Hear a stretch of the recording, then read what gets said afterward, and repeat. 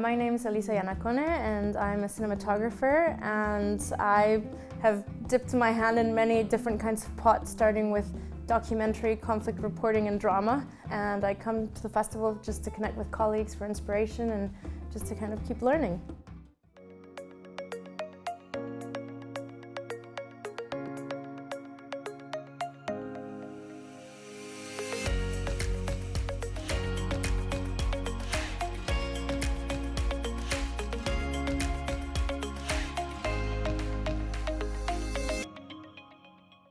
I'm always really drawn to human rights, and I think that might have come from growing up in Mexico and just being exposed to different kinds of social inequalities since I was really young. And I just realized that Mexico also has something wonderful, which is magical realism, and the whole of Latin America uses this. It's very bright, there's colors, there's extrapolation from pain, and many ways of telling the stories we've heard of a million times in more magical ways. So I tend to inject that into my storytelling. So I tend to use a lot of color for darkness and for painful stories, and I always want to make sure that I tell stories that are relevant and that mean something to me. I'm currently developing a project in Syria, and this stems after having done quite a bit of work with trauma survivors, whether it be prisoners of war or people who've experienced sexual violence or refugees. And I lived in the Middle East for quite some time when I was a conflict reporter. And I discovered that when you arrive at a scene and you point a camera at someone's worst moment of vulnerability, you're kind of forever freezing them as a victim, and they don't have much ability to shift that narrative. Because trauma is all about taking power away from someone, I liked the idea of collaborating with someone in a more therapeutic way, to try and give power back and allow people to have say in how they wanted their stories told as well.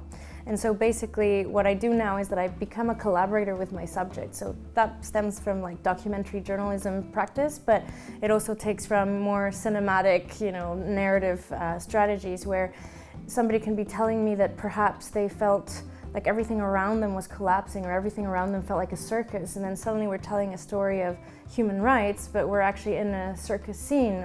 And this makes the audience ask questions. The audience generally is quite passive, or so we think, but really oftentimes they'll be exposed to this bombardment of painful images and they don't even know what to do about it.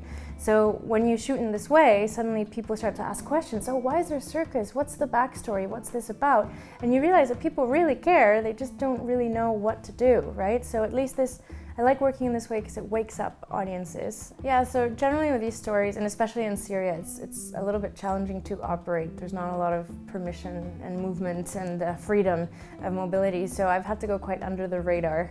And I go on my own. I build a team on the ground, so everyone that I've been working with, translators, everyone is local. I take consent incredibly seriously, and that was one of the hardest parts for this project, is how can I actually work with children that have experienced this and still get consent. So I've partnered up with local organizations, so with hospital wards, and we actually sat down and had a conversation about what the goal is, and have them sign release forms and all of this. So that part's very important. When I'm having these interviews that are quite journalistically based, or doc-based if you will, there's always lines that they will say, and this is the same with adults, but with children it tends to happen even more. It's lines that they will say that just stand out. They might describe something a particular way, or have a very metaphoric way of referring to something, and I just kind of make note of all these things that stay with me. And so what starts to happen is that we start a process of kind of drawings, and I'm not particularly good at a drawer, but I'll start drawing ideas and things, about like what a child might think. And an example being a child that she wished for the road back home to be open again because it has been destroyed. And one of the things she was saying is, can you please help me build it again, identical to what it was before. And I remember just thinking, like, I cannot do that, and I said to her, I unfortunately can't do that, but what I could offer is, why don't we imagine what this road in your mind would look like? And we'll start kind of collaborating together, brainstorming, and suddenly she's going, oh, maybe my dress could be made of flowers or something. I'm like, yeah, sure, that sounds great. And they used to have a farm in their old home, and she was like, well, what if we could get a cow, a duck, and a chicken, because we used to have these.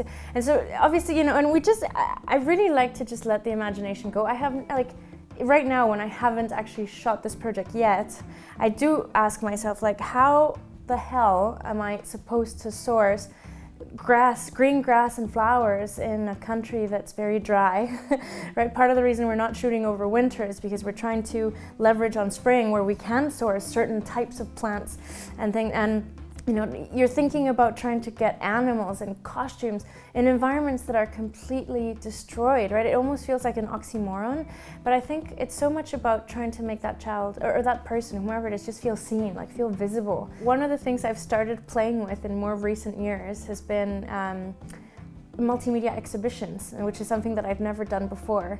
But what I found is that you can appeal to different styles of people receiving information. Some people would rather sit down and watch a film, and you can have that in an exhibition room. But then some people would rather actually walk and look at photographs. I try to mix worlds, so I'll have photographs and I'll have the people's voices or the kids' voices kind of speaking back, contextualizing that image for people that come through.